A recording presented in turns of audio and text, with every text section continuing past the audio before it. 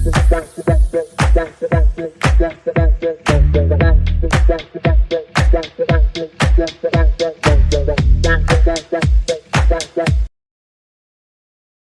level of dissatisfaction against Prime Minister Anwar Ibrahim is once again hitting the roof, with his administration now disparaged as being the one-arm government. Behind the rising public unhappiness is a series of questionable decisions and deals that hark back to the days when Anwar was leading the opposition and had on an almost daily basis offered reform against the power abuses and excesses of his number one nemesis Mahathir Mohamad. He also offered transparency and accountability against the massive graft and misrule that typified the UMNO BN regime, the country's ruling coalition for nearly 60 years. Outcrooking Najib? Yet here we are today, with the foot on the other shoe, say analysts and other stakeholders in Malaysia's often rough and tumble political landscape. Mahathir at 99 is now redundant, his rambling thoughts still trapped within the racial jail cell of his mind's own making. But Anwar at 77 is still at large, so to speak, and finally holding the position of immense power that he had always coveted. To many political watchers, he is thus seen as dangerous due to the high amount of damage he can inflict on his country and countrymen as he seeks to stay in power, especially if he uses whatever ways and means he can. Many worry that Anwar may end up outcrooking even Najib Razak, the most corrupt Malaysian prime minister so far and the first ever to be jailed for graft. Let's be fair. We talk about reforms, but the one who carried out the reforms was someone else. It was Najib and not Anwar. Latifah Koya, a prominent human rights lawyer and briefly the chief of the Malaysian Anti-Corruption Commission, was reported as telling Malay Daily Mingguan Malaysia. During Najib's tenure, he did not shout reformacy like Anwar did, but we know what he did for the country, that he repealed the Internal Security Act 1960 or ISA. I cannot imagine what will happen if ISA is still around today. The ISA is a draconian law abused by many past premiers, especially under Mahathir's first tenure as prime minister, to detain and jail without trial so-called enemies of the state. Yet most of the time, these enemies were in reality political rivals or dissenters who were perceived as having the potential to upset the regime of the day. 3R abuse? Najib, notwithstanding his corruption crimes against the national coffers, oversaw the country's quickest and most expansive economic growth. He also had guts to put into effect some of the most impactful reforms that have since resulted in greater social justice by implementing new laws such as the Peaceful Assembly Act, which allows protesters to hold public demonstrations without the need to apply for police permits. Najib even considered repealing the Sedition Act, but in the end decided to heed the protests from his own UMNO party, especially from the Mahathir faction. Even so, he still went ahead to amend the Sedition Act so that criticizing the government was no longer a crime. Today, not only people can no longer criticize or ridicule the government, they are summoned to the police station, and now the government even comes up with a law that does not exist in the legal context, making it a crime to talk about the 3R, race, royalty and religion, said Latifah. In which law is this mentioned? There is no such thing, but the government so conveniently categorizes someone's criticism as 3R. Indeed, when Anwar's government first introduced the 3R, many in the country cheered it on in the belief it was meant to curb the excessively hate-filled speech of the many extremist groups seeking to keep Malaysia's multiracial society divided and the races distrustful of each other. Many of these groups were linked and funded by the big Malay-centric political parties, and their purpose, via calculated verbal outbursts or through the internet and social media platforms, was to entrench the notion of racial supremacy among the Malays, keeping the community fearful of the other races, so that their own political relevance could be maintained and deepened. However, to their horror, Malaysians soon found that the little Napoleons in Anwar's cabinet had other things in mind. The government was soon accused of using the 3R to ban blogs and social media that spoke unfavorably of his policies and even to intimidate opposition politicians as well as civil society.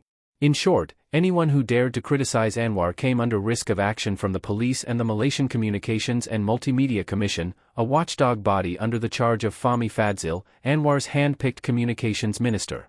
Anwar and Fahmi's volte-face have jolted and shocked voters. In the coffee shops that dot the country, many shake their heads in disbelief and disappointment. Increasingly, the typical conversation when it starts to revolve around politics is a comparison of Anwar versus Najib or Mahathir, and the usual flow invariably along the lines of, even Najib was better. He was corrupt as hell, but he did do some real things for the country. If only we had better checks and balances to limit a prime minister's power so he won't be able to let power go to his head and do whatever he likes and the rest of the country ends up suffering again. Unfortunately, there are still none. In Malaysia, the PM's hand is still largely unfettered. And so despite having more political parties to choose from these days, despite achieving greater public awareness and higher voter interest, it can be expected that the country's progress will continue to sputter, get derailed, or even shatter as one type of dictator takes over from another. AG fiasco. Another case that highlights how vulnerable Malaysia is to the excesses of its leaders is the surprise and rather sudden retirement of its Attorney General, with Anwar perceived to be intervening behind the scenes in the affairs of the judiciary. According to news leaked by pro-government media, Ahmad Terry-Rudin, the current AG appointed by Anwar himself, is set to be promoted to become a judge in the apex federal court. The unconfirmed news has triggered an outpouring of protests from the legal fraternity as well as confusion amongst the public. Anwar needs to move Terry-Rudin out of Attorney General's chambers. Terry-Rudin's suitability as AG is being questioned, and so Anwar is shifting him to the FC instead. Cynical or not, the presumption is so that the corridors of power get to have a friendly voice in the top court, a pundit told Politics Now Malaysia. Of course, the Bar Council and the lawyers are hopping mad. Firstly, we fought so long and hard as a nation to keep the judiciary and the institutions impartial, especially after the dark days of Mahathir and Najib, and yet Anwar is now seen doing the same. What type of reform is this?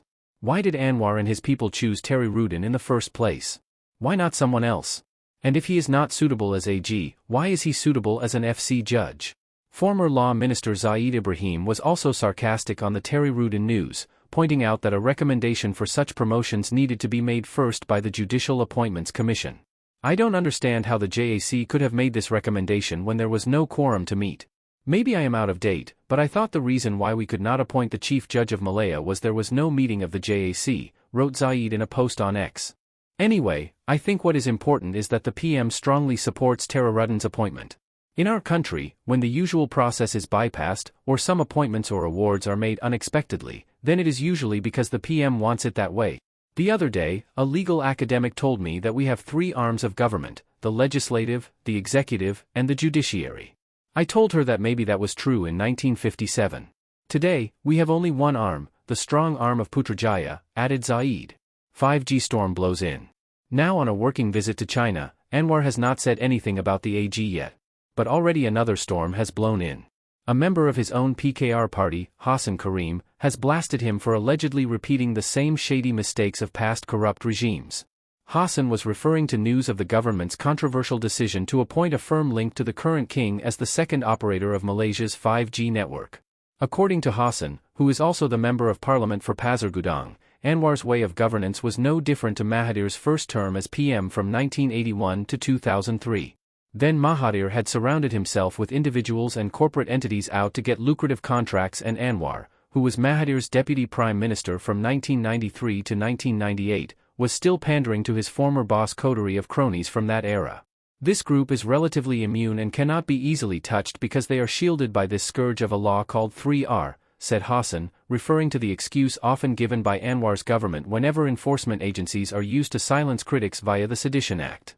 Hassan said the existence of this elite group was proven when the government awarded the 5G contract to a relative newcomer in the telecoms industry, where 22.31% of the company's shares are held by institutions prohibited by Article 34(3) of the Federal Constitution.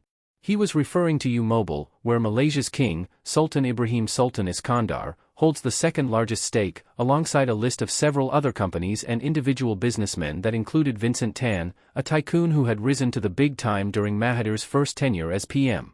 The choice of U-Mobile came as a nasty shock to industry players, especially as much more experienced and leading telcos such as Celcom and Maxis were omitted, while under Article 34(3) of the Federal Constitution, it is stated that the king shall not actively engage in any commercial enterprise. Hence, Hassan's outrage and the public consternation at the deal. According to Hassan, such deals that favored the Mahakaya, which is Malay for the super rich, struck at the very heart of Anwar's Madani government, a slogan that Anwar chose to emphasize that his administration would be civil and against corruption compared to the previous regimes. Who will stop the PM? Mahathir has yet to comment on the U-Mobile deal, but he has been tough on the royals, who dislike him for removing many of their privileges. Billionaire Vincent Tan is well known to be a loyal friend to him, as was Maxis founder Ananda Krishnan, while retired Celcom founder Tajuddin Ramli a former beneficiary. But in September, before being admitted to hospital for yet another lung infection, the feisty grand old man of Malaysian politics had slammed Anwar and mocked his unity government as a house of cards that could collapse at any time. Indeed, Anwar's grip on power is still not as absolute as Mahathir's during the latter's heyday. But for sure, Anwar is working on it and closing the gap fast. As pundits point out, clamping down on freedom of speech and the use of hypocrisy rather than transparency are always the first signs of a budding and awful dictatorship. Mahathir's first premiership had lasted for 22 years, Najib's for 9 years, while Anwar has barely completed 2 years as PM, yet the iron fist has already emerged alongside the public complaints. Okay, but what about the people? What about the voters? What about us? What do we get? Wrote commentator Syed Akbar Ali as he vented his frustration at the country's never-ending political drama. Local rice is still a problem. Car prices are still too expensive.